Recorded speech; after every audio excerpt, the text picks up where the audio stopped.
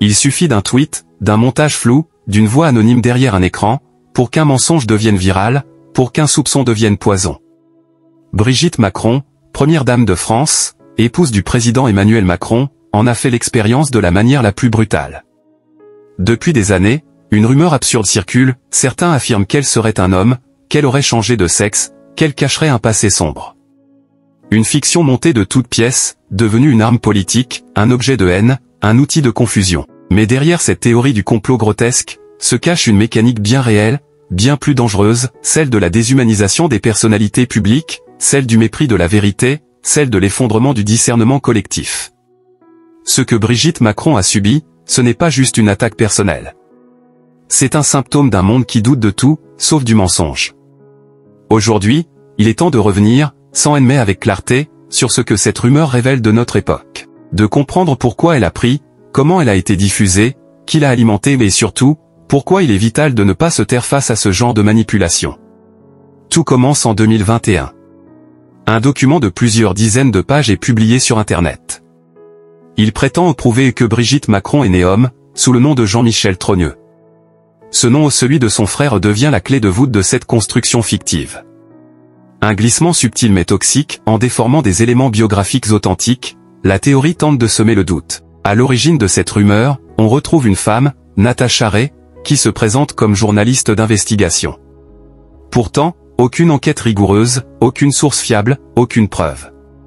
Seulement des suppositions, des collages, des interprétations erronées. Mais le récit est relayé par des sphères complotistes, puis récupéré sur des forums, dans des vidéos, et même par certaines figures de l'extrême droite. Ce qui aurait pu rester une anecdote marginale devient alors viral. Des vidéos sont vues par des centaines de milliers de personnes. Des internautes partagent les mêmes preuves déformées. Des hashtags se multiplient. Et la rumeur prend vie, comme une bête qu'on nourrit sans fin. Ce n'est pas la première fois qu'une personnalité est la cible de telles théories. Michelle Obama, Jacinda Ardern, ou encore Lady Gaga ont été accusés d'avoir un corps d'homme, dans une logique profondément sexiste et transphobe. Le but n'est jamais la vérité, mais l'humiliation, l'intimidation, la disqualification. Dans le cas de Brigitte Macron, il ne s'agit pas seulement d'une attaque contre son image, c'est une tentative de fragiliser son mari, de nuire politiquement, d'attaquer le couple présidentiel par le biais du soupçon intime. Et ce qui est glaçant, c'est que même l'absurde peut convaincre. Même le grotesque peut blesser.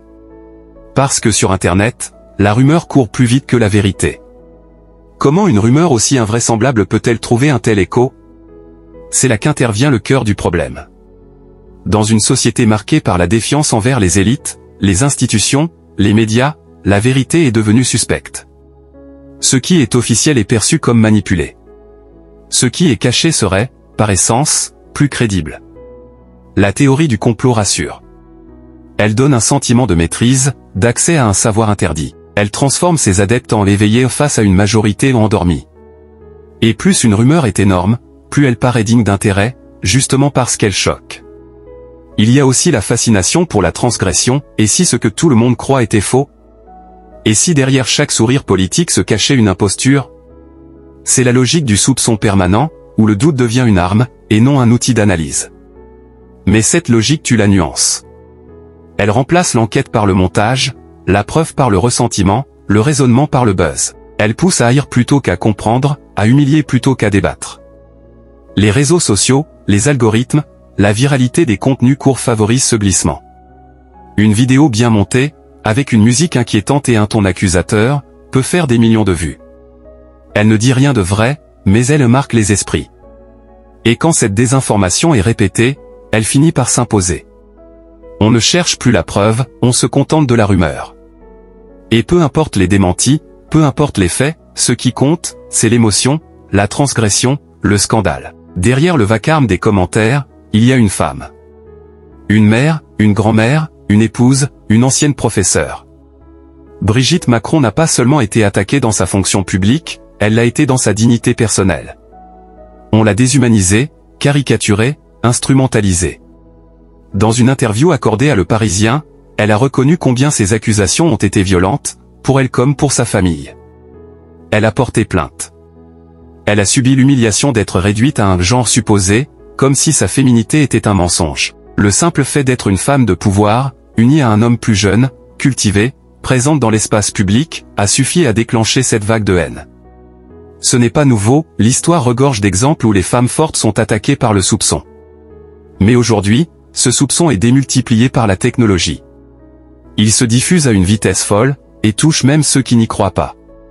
La rumeur est partout, elle s'insinue dans les conversations, elle s'impose comme une blague, un doute, un sous-entendu.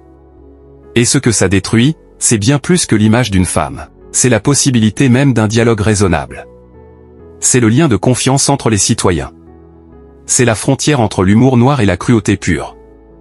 Il faut une force immense pour continuer à apparaître en public, pour continuer à sourire, quand on sait que des millions de personnes vous regardent avec une image complètement fausse en tête. C'est ce courage-là qu'on ne dit jamais. Il ne suffit pas de dénoncer. Il faut comprendre, et surtout agir. Face aux rumeurs, la meilleure arme reste l'éducation, au doute critique, à la vérification des sources, à la lecture des faits. Apprendre à repérer les manipulations, à sentir quand une image est coupée, une citation sortie de son contexte. Il faut aussi des plateformes plus responsables. YouTube, X, Facebook, TikTok doivent cesser de favoriser les contenus sensationnalistes au détriment des contenus de fond. La visibilité ne peut pas primer sur la vérité. Mais surtout, il faut retrouver une éthique du discours public. Accepter que le désaccord n'autorise pas l'insulte. Que le débat n'a de valeur que s'il repose sur la vérité, et non sur l'humiliation. Et cela commence par chacun de nous. Par le choix de ne pas relayer, de ne pas cliquer, de ne pas rire à une rumeur qui peut briser des vies. Ce que Brigitte Macron a vécu n'est pas un cas isolé. C'est une alerte, un signal inquiétant d'une époque où les rumeurs remplacent les faits, où l'intime devient une cible, où les figures publiques sont transformées en fantasmes à démonter. Mais plus qu'un fait divers numérique, c'est une incitation à aller plus loin, à remettre les choses à leur juste place, à redonner à cette femme une voix, une histoire, une humanité. Car c'est ce que nous allons faire. Pour rétablir la vérité, pour répondre au bruit par la lumière, nous préparons une vidéo entière, une œuvre narrative et humaine, consacrée à la vie de Brigitte Macron. De sa naissance dans une famille amiénoise, à son parcours d'enseignante passionnée, de sa rencontre bouleversante avec Emmanuel Macron, jusqu'à sa place aujourd'hui dans le cœur du pouvoir. Pas pour idolâtrer, mais pour comprendre. Pas pour juger, mais pour restituer un parcours réel, vécu, incarné au bien loin des fantasmes toxiques. Alors si vous aussi, vous pensez que la vérité mérite d'être racontée jusqu'au bout, si vous croyez à la force des récits sincères, abonnez-vous à cette chaîne dès maintenant. Activez la cloche. Ne ratez pas cette prochaine vidéo, parce qu'au milieu du vacarme, il y a toujours une histoire qui attend d'être entendue.